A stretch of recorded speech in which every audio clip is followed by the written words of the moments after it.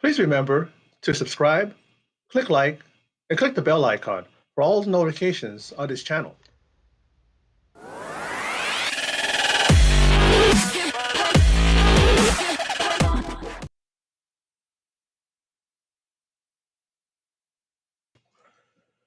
The Wizard of Oz is my favorite movie of all time.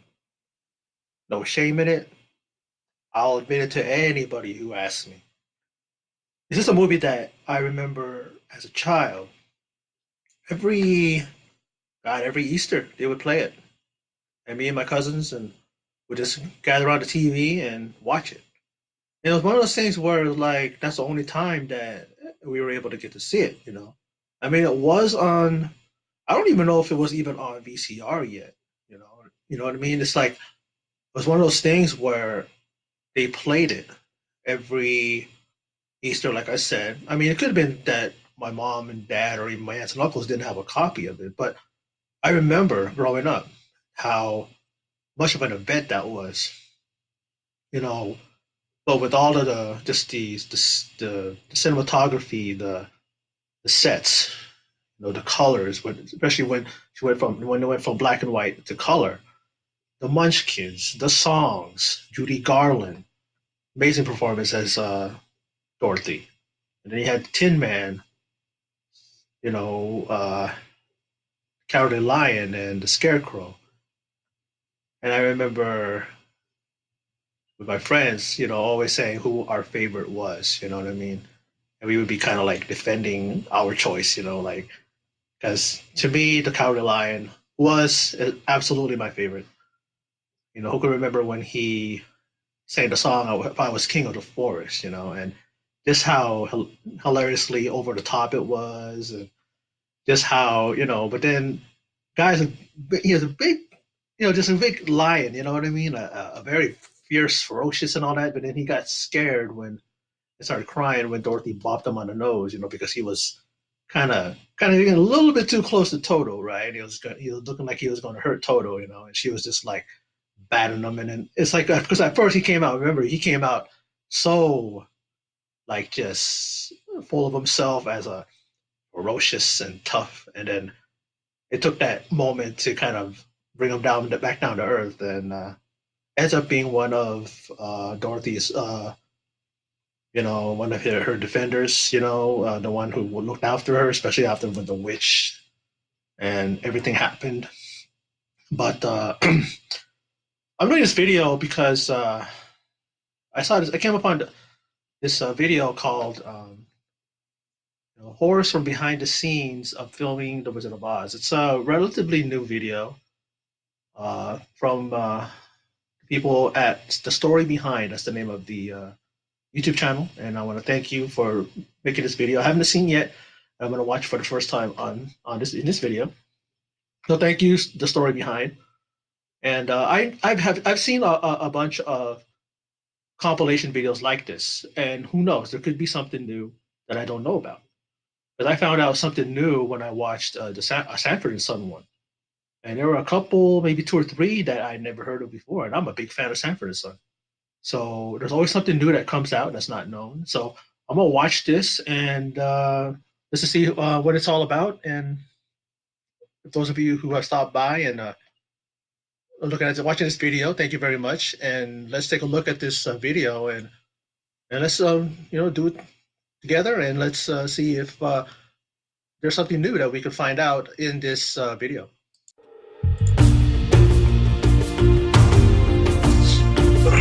All right. Just gotta love those images.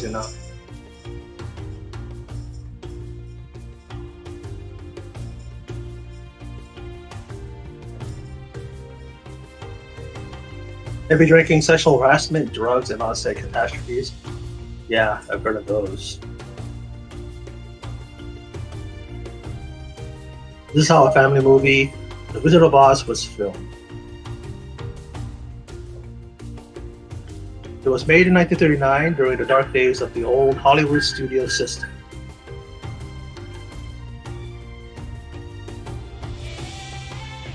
At that time, filming process could be very treacherous. Judy Garland, who played Dorothy, was addicted to drugs. Unfortunately, that's true.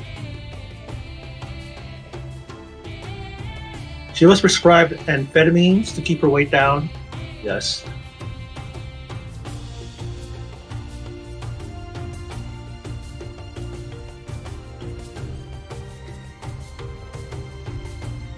And before going to bed, she took barbiturates to sleep well.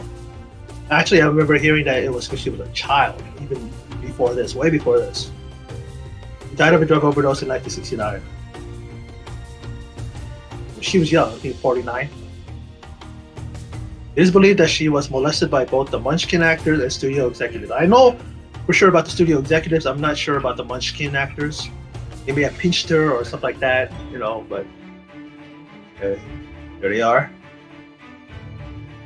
As you're watching the screen, the one on the right-hand side, he was in Freaks. You remember that? He played Hans. Judy's life miserable on set by putting their hands under her dress. The men were 40 or more years old. Yeah, she was only 16. They'd peek under her dress too, 17-year-old Garland was asked to lose 12 pounds to resemble a 12-year-old. It's amazing what they did to these poor girls and poor actors and actresses back then, especially the actresses. Followed a strict diet including cigarettes and wore a corset to flatten her breasts. Ooh.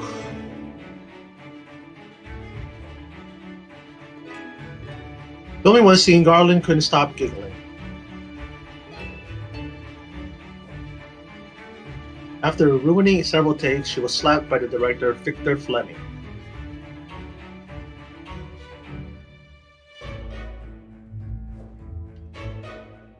Munchkin actors engaged in aggressively drunken behavior. Yeah, that's been well documented about them.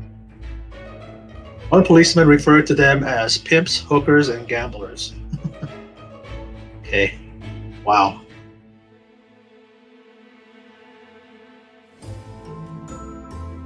Margaret Hamilton, who played the Wicked Witch, was poisoned by her toxic green makeup. That's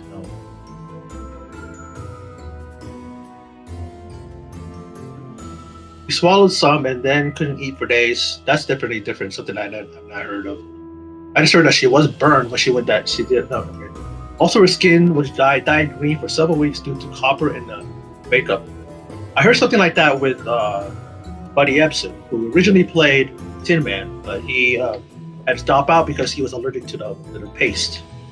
She burned her face and hands while filming the scene. While she escapes in the plume sword. That's the one I know. I didn't know about her being toxic. Like she got sick from it. Another actor had an allergic reaction to the aluminum powder in the silver-colored makeup. And that's Buddy Ebsen. I know that. He was hospitalized in an oxygen tank. That was Buddy Ebsen. Unless it says that, I'll say it. His costume was made of metal, and he couldn't even sit in it. I believe that was Jackie Haley Jr.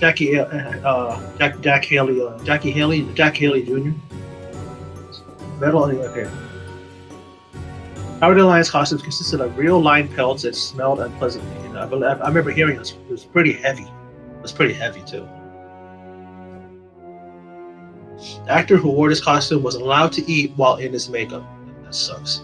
I had to eat a bunch before he put it on, Put him up. I like that part. Ray Bolger's scarecrow makeup left deeply embedded marks in his skin.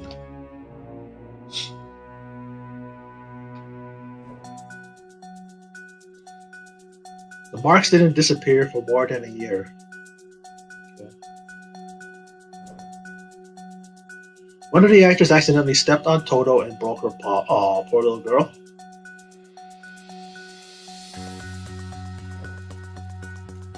Some sources say that Toto received a higher paycheck than many of the Munchkin actors.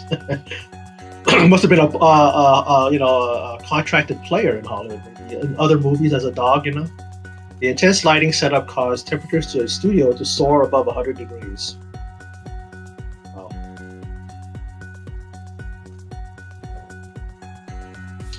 Some actors were close to heat stroke, especially in those makeup. course, and it closes. The makeup kind of closes your pores and all that. You can't breathe. For the horse vitamin color scenes, the horse was colored with gelatin powder. Okay.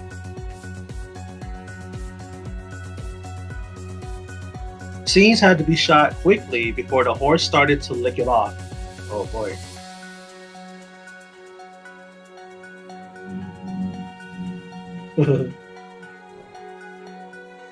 Wizard of Oz had 5 different directors who changed each who changed who changed each other one by one. Hmm. There were more than 10 screenwriters working on the script. A lot of chaos with the directors and writers and all that, but it became one of the most beloved films ever. And it's just like sometimes that happens to great films, great songs, whatever.